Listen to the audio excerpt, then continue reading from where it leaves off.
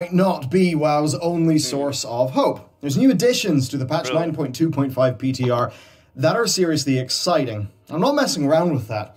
Blizzard appears to be working on an overhaul of how raid gearing works. Now, you might just say to me, oh, this is end of expansion quality of life in the face of dwindling player counts. And yeah, sure, they totally did that in patch 8.3. But this time, Ian's actually addressed that criticism a few times in interviews. And about this sort of thing specifically, he said that it reflects a change in philosophy. And about this change in gearing, the team have said that if it goes down well, then this sort of thing could be worked into Dragonflight. That is fantastic news. Like squarespace.com/Bellular Gaming, who are, of course, today's sponsor. Now, just last weekend, I added a media section to our Game Studios website. It was dead easy, and it was super fast. It also needed to be. I had a bunch of videos to do, I had a holiday deadline looming, and I just used their templates. It was great. All I had to do was select the layout that I want, apply the color themes that I'd used earlier in making the site, and then upload a bunch of images. And essentially, Todd Howard style, it just worked. All super quick and easy. And then when it comes to adding in some of the YouTube videos we've done, and soon enough audio, because I know a lot of you would like an audio gallery for the game, I know that adding that will be just as smooth. Of course, they make so much more easy. Membership features, email list, e-commerce, and loads of other fantastic features. Of course, last time I gave e-commerce a whirl, and it was so easy. So get started today with Squarespace's award-winning templates and build your presence on the web. To do that, squarespace.com/Bellular Gaming, right? Follow that, use code Bellular Gaming, you will get 10% off. So thanks to Squarespace for supporting the channel, and let's go. Okay, let's dive into this new gearing system, the one that could be brilliant for Dragonflight. This whole saga began a few weeks ago. 3 vendors appeared in the PTR, 1 for each raid. Now, they've just had their items added, and more importantly, they've had the currency used to buy those items added. Each vendor has got a selection of weapons and trinkets from each raid. Not enough. Well, go ahead. Okay, right now there's no weapons from Nathria, and not a complete selection of things from Sanctum, but maybe that's just incomplete. But anyway, the point here is that weapons and trinkets are extremely important. As we know, these are the very slots where some bad luck will hold you back compared to your peers and also just make you feel kind of shitty. And this is where the new currency, Puzzling Cartel Dinars, comes into play. Each item on the raid loot vendor costs 1 dinar. You can hold 3 dinars at once, and you'll only actually ever get 3 in the season. Acquisition is weird, it's different. There's a quest line with 3 stages. The first stage, kill 30 unique bosses. The second, 20. The third, 10.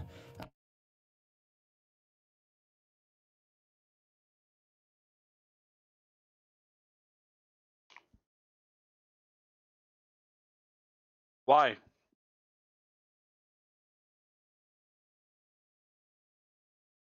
Why? Who's gonna do that?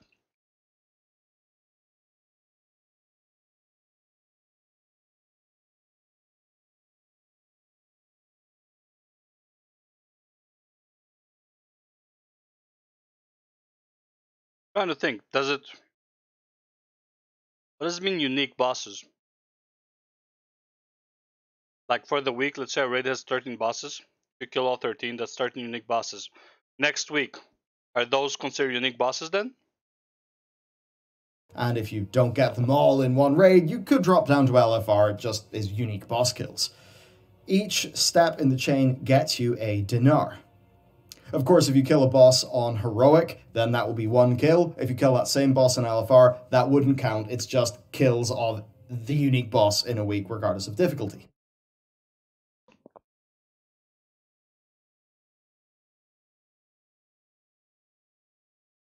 Why? It's so dumb. Why regardless of difficulty? They just don't want to add different difficulty items there?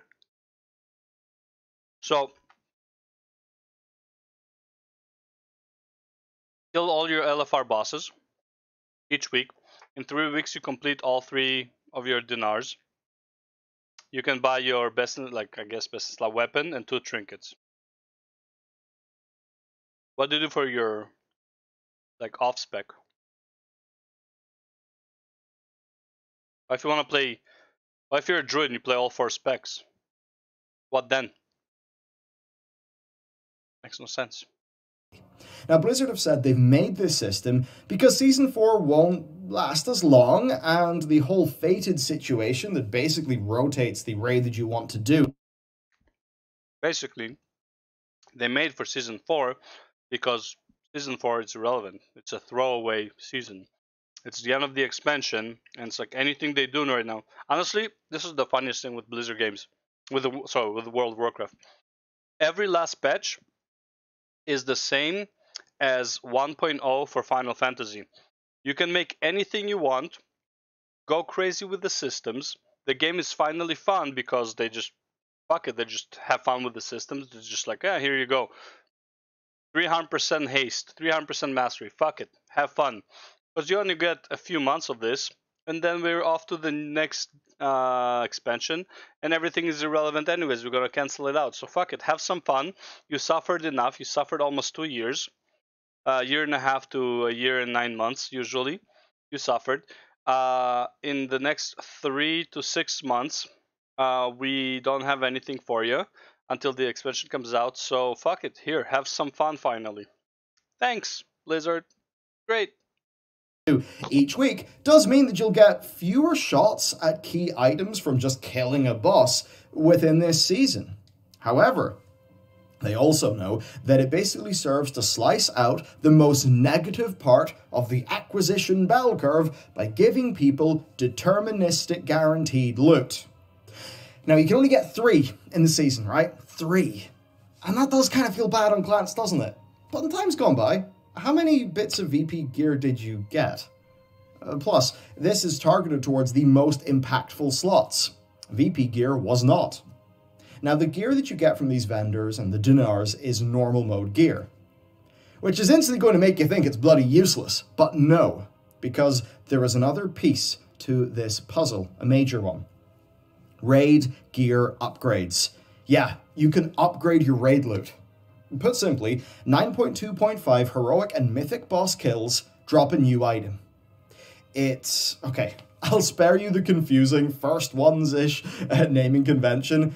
Heroic boss kills will drop a fragment. If you get 20 of these fragments, then you can upgrade a piece of loot to heroic quality.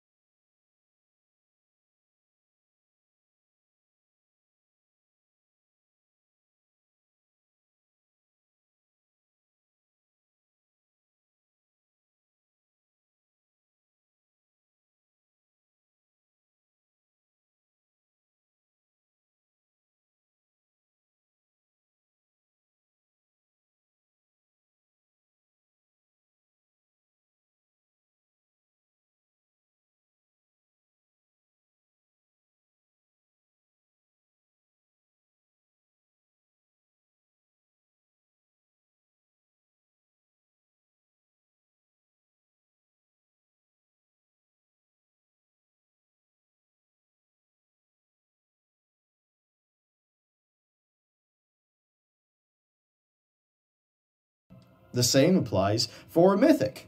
20 kills equals 1 upgrade token. Now, these drop from day 1 of the season. They have a 100% drop rate, and that means they're a 100% deterministic way to improve your character. Wonderful, right? This system has a few uses. First up, it synergizes perfectly with the dinars. Of course, by the time you have 1 dinar, if you're raiding heroic, you'll actually already have 1 upgrade item. And this means that a heroic raider could just buy the trinket they want or the weapon they want and then upgrade it to the item level they want. Now, this is fantastic. It essentially ensures that you are not going to be screwed over in that slot. And also, it's a satisfying enough thing to work towards. Of course, it's useful beyond that. Many guilds, say like my own, we like to progress through normal first and be nice and chill and social and then do heroic. Right now, that normal loot can feel kind of throwaway. Even if it's the item you really want, because then you're just thinking to yourself, oh, well, you know, I'll just have to get the heroic version again. Unlike, say, in the Mythic Plus system, where if somebody gets, say, their inscrutable quantum device... Just to clarify, I don't think the system is overall bad. It's a massive improvement. I'm just saying, why half-assed? Why complicated? Like, why? Like, you took 2 steps forward, you took 1 step back. Just take 3 steps forward and that's it, man. Fuck. They always know that even if they get at a low item level, it's like, oh, thank God I have one. I can just use VP to keep it up to date.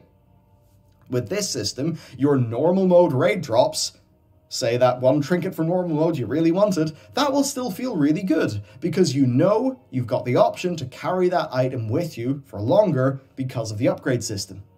It also means that when heroic time comes around, even if you don't get drops from the raid, each kill will progress you towards an upgrade. Now sure, this is not the exact same as Valor points in past expansions. Badges of Frost in Wrath.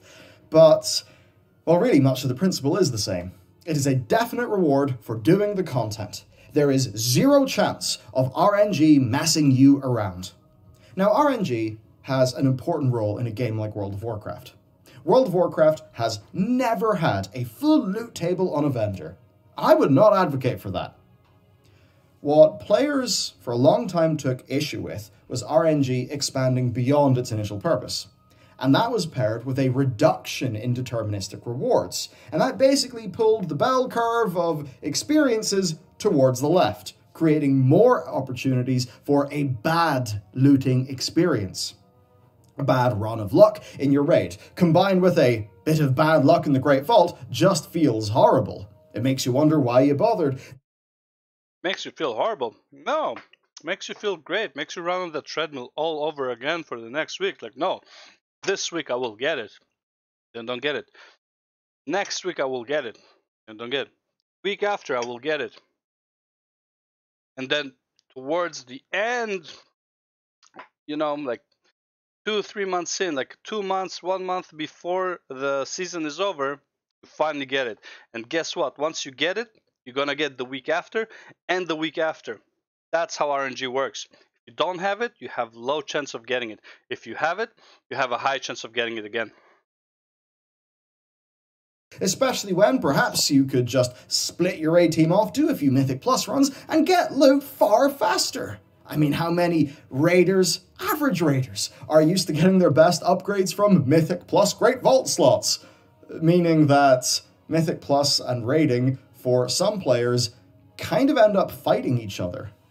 The big combined loot system can be very synergistic for the people who just want to know life of the game. Maybe raid 3 nights a week, run M+ with people in the other nights.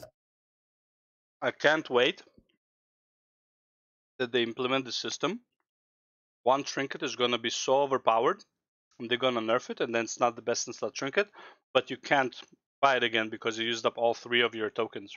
I can't wait for that to happen. That's going to be fucking great.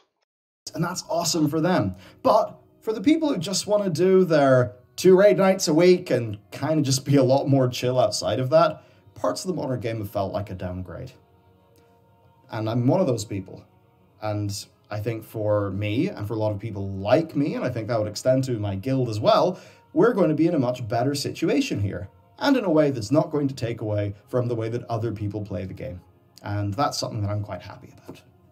You see, deterministic rewards were replaced with Titan Forging, right? And Blizzard's idea with Titan Forging was that you could still progress your character when you were doing a re-clear of a raid, right? Well, with the removal of Titan Forging, but no reintroduction of a deterministic progress system, we actually just ended up with nothing, leaving the raid loot experience in a funky and pretty unrewarding feeling position. Hell, did that actually drive people towards purchasing loot funneling boost runs? All I know is that this is a straight upgrade to the game experience of World of Warcraft. Could it be better? Yeah, totally. See those dinars? I mean, I like how the pace increases after you get the first one, and Blizzard have said they're not interested in giving us more than 3 in the season, but honestly, Blizz, I do think 3 is a little bit low, I really do. 3 is such a low number. Oh, 1 weapon, 2 trinkets. That's all you need. Nerf 1 of them, see what happens to the community. Just nerf 1 after they buy it, see what happens. And it's for a few reasons. Play multiple specs, see what happens. See how happy you are. As an example, for multi-spec players, that just doesn't feel great, only having 3. Smart man. And quite frankly, smart man. 60 boss kills into a season? I mean, the people who really care about bleeding edge progress, they're not going to be impacted. At that point, I don't think it makes much sense to just turn the tap off. I think it's okay to keep it there to keep the game rewarding. Yeah. There's no deep need to be conservative here. True. What if somebody gets a 4th or 5th dinar, has a spare upgrade item, and just buys a new, really powerful weapon? Here's the other thing. You can't own 2 of the same item anyways. Like, it's unique equipped, so it doesn't matter if you have it. Like, why limit it? Like, it like legit. Like, it doesn't make any fucking sense. Why would you limit it? If you are playing, let's say you're playing a Death Knight because it's the easiest one, right? You have, actually no, Death Knight will need 2 one-hander and 2 trinkets, so he already needs 4. Alright, so the tank spec for Death Knight has a 2-handed weapon and the 2 trinkets, that's 3. Okay, he wants to play Frost. Well, he needs 2 more for the weapons, 2 more for other trinkets. That's 7. Right, then he wants to play Unholy. Probably one of the trinkets will probably be okay, right? But assuming not, let's say, so that's another weapon and 2 more trinkets. What is that? 10. So just 1 DK would need 10 of the dinars. Okay. What if you're a paladin? Weapon, shield, 2 trinkets. Weapon, shield, 2 trinkets. 2-hander, weapon, shield. Because, and, sorry, 2-hander, 2 trinkets. That's 11 items. What if you're a druid? 12 items. Off the top of my head. I'm not sure, but I'm pretty sure it's 12 items. Right? Any dual wielder, 4. Instantly at minimum of 4. Why 3? Also, why even limit it? Again, you can only get 1 of each anyway, so it doesn't even matter. Just let people buy, if it's unlimited to like 3 items anyway, weapon, 2 trinkets, just let people buy all of them. Who cares? It's not like them buying more will make them stronger. It makes no fucking sense. Weapon for their off spec, and maybe that actually encourages them to play with it a bit. That wouldn't be bad for the game. I don't think that this will overly compete with existing loot, and I actually think that if we're going to take the Dragonflight expansion in mind, then we should probably try to design a pacing for gearing that is a lot faster than Shadowlands. And the reason I say that is that Dragonflight will be a far more alt-friendly expansion from day one. In what way?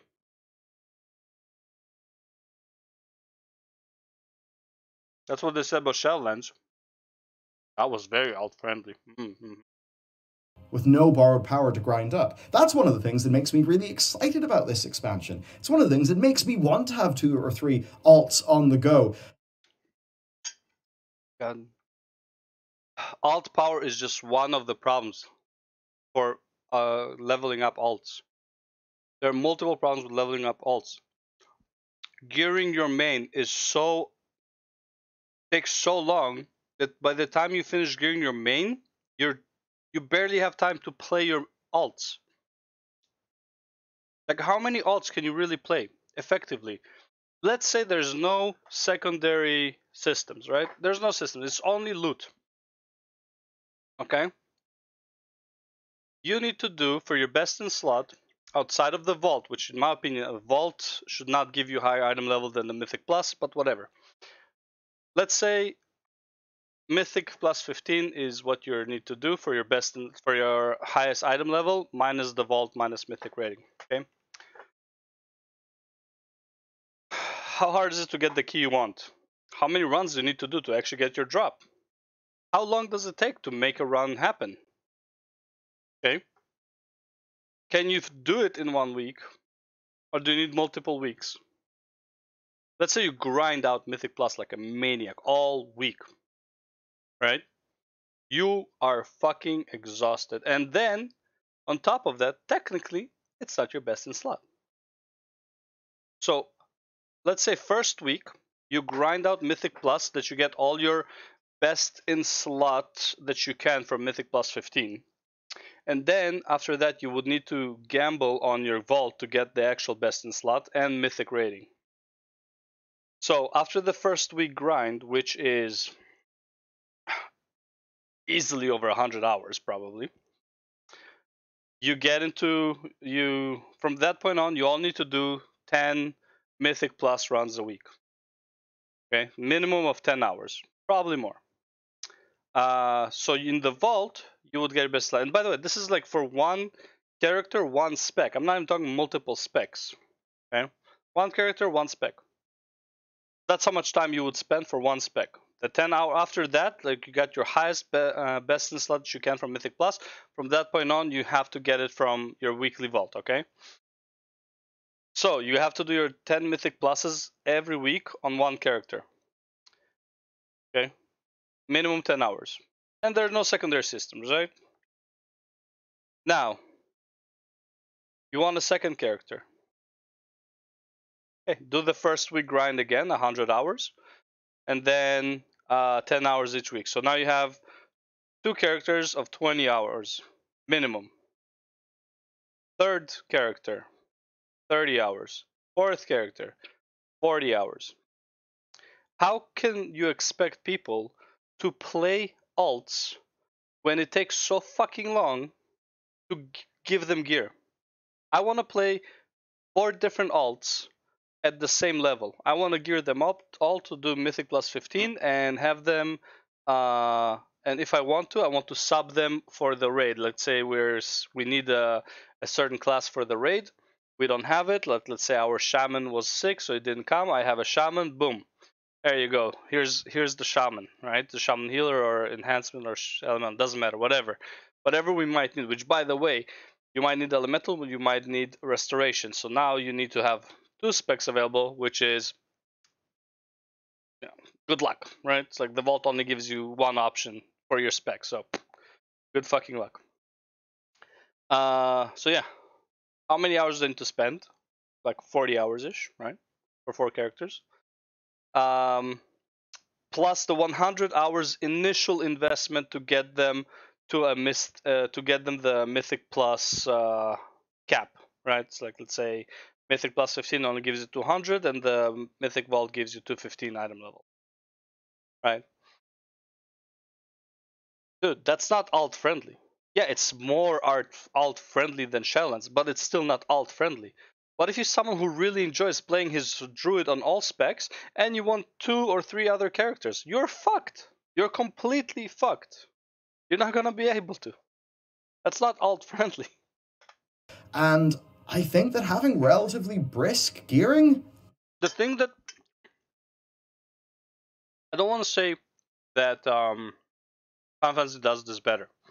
Final Fantasy has its own problems. In my opinion, gear should also be a bit more available for Final Fantasy, or at least not have the weekly cap, because if I want to gear up my Samurai, my Warrior, and my Red Mage, and my Sage, so I have 1 for each job, in case I want to fill whichever role I want to for my raid, I can't do that. I can buy gear for 580, yeah, but I want everyone to be the same level. I want everyone to be like my summer at 590. But I can't, because to get my summer for 590, I've been weekly capping every fucking week. Right? Not every week, because I took a small break, but now I am pretty much weekly capping every fucking week. So it's going to be very hard for me to get them to the same item level if I want to exchange that. But either way, that's Final Fantasy. Now, imagine in WoW. So Final Fantasy has how many classes? 4, 8, 11, I want to say 15 classes. Melee, ranged, mages, healers, tanks. Maybe 18. Let's say 18 classes. WoW has double of that, at least, if not triple. I don't even know. So you have Demon Hunter, Paladin, Warrior, Death Knight, Shaman, Mage, Warlock, Priest, Rogue, Druid. Did I miss anyone? Well, you're gonna have the new one. The new guy. Inquisitor, whatever. Hunter. Monk. Right? So you have what, 13 classes times 3 approximately. 39, approximately 40 total specs. So 40 total classes is what you have. Some of the gear will interchange, so let's say 25. 25 different gearing that you need to do to play your characters. Right? And this, like, obviously no one's gonna play all of the classes, all of the specs, and expect to be the same gear. No, but I'm just saying, this is the potential of the game. The potential will allow you to have that many specs and that many characters. Okay? For you to even feasibly gear some of them, the gearing system right now is not even close to being enough. It's not even close. The time investment is impossible to play on all those characters. It's just impossible. No one expects you to, obviously, but what if you want to? Right? And here's the thing. What if, I play only on one guy and this guy wants to play on 6? Okay? Either way, my item level will be capped for the week. There's no way for me to get more than a certain item level for the week. Anyways, I would have time to do other shit. And the guy who wants to play 6 characters can also only get to a certain cap for that week. I don't see the problem. If he wants to invest his time on 6 characters, fuck it, let him. But make it feasible. There's no reason for me to play 100 hours for the first week on one character. If I want to play multiple characters, I don't know, like, it just doesn't make sense. Like, the time investment is just not worth it. Actually would mesh with that design really well. Now for the upgrade items, considering that they're upgrades and not acquisition, I also can't help but wonder if it might be okay to be a tad more generous, purely because when you're progressing a raid, you might only get 4 or 5 kills per week. For a lot of guilds. 3 to 4 weeks for a small item level upgrade, that does feel a bit more stingy. And once most of a raid is on farm, an upgrade every 2 weeks that's just an eye level upgrade, that could feel a bit stingy. I mean, come on, people have it on farm. Let them rocket through their gear upgrades. Perhaps it would help increase participation in the various different modes.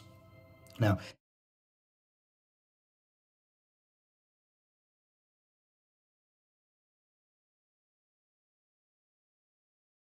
here's the main problem with this system.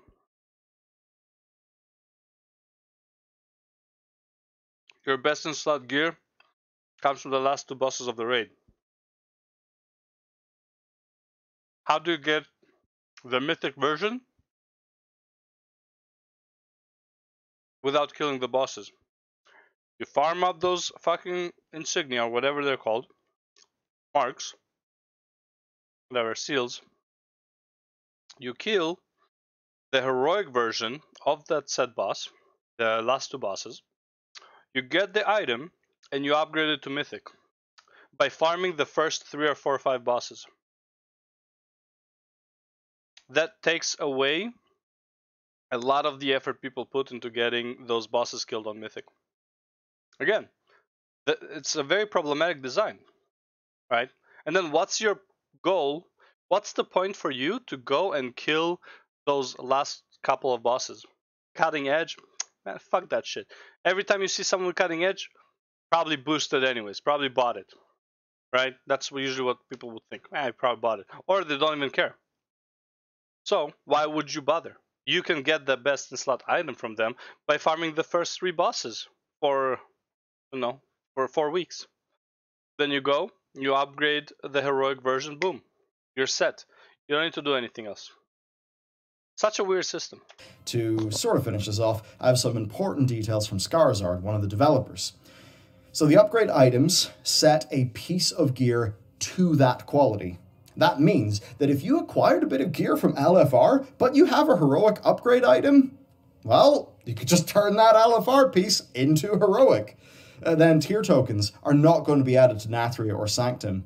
But the creation catalyst is just going to keep on trucking with all of its accumulated charges. So you get the gear early on in the season, you turn it into tier, happy days. That's the great thing about keeping the charges and Blizzard not deciding to reset it, so I think that's great. Also, domination shards disabled. Phew. World bosses also will become fated, of course depending on the raid that is currently fated. And while Blizzard say they're not interested in adding dinars to the vault or giving us more than 3 within the span of Season 4, they do think that offering heroic or mythic upgrade shards could be a part of the Great Vault. That would be great. Okay, what do I think then? Overall, when I think of the worst of World of Warcraft gearing, it's a lot of things that actually this works to solve. With this, you always make progress when you kill a boss. Then, the creation catalyst cuts the worst parts of RNG out of tier acquisition. It should have been active earlier in Season 3, but it's going to be active from the start of Season 4. The dinars provide the same function for weapons and trinkets. Sure, making epic, exciting things is important. And again, just to make sure, I'm not saying the system is innately bad. I'm saying the system is half-assed. You could have done so much more with it. I know it's testing, it's on the testing. That's why I'm saying it. It's on the testing. Make it, like, it's so much easier to overdo it and reduce then undo it and then add like a little bit, and then you never actually reach the mark that is acceptable. Just fucking blow it up and work your way down. So much easier to balance after. Really, well, the main thing for game development, but it's also very important to remove the worst experiences that the game can provide. And I think that these changes really make a meaningful shot at that.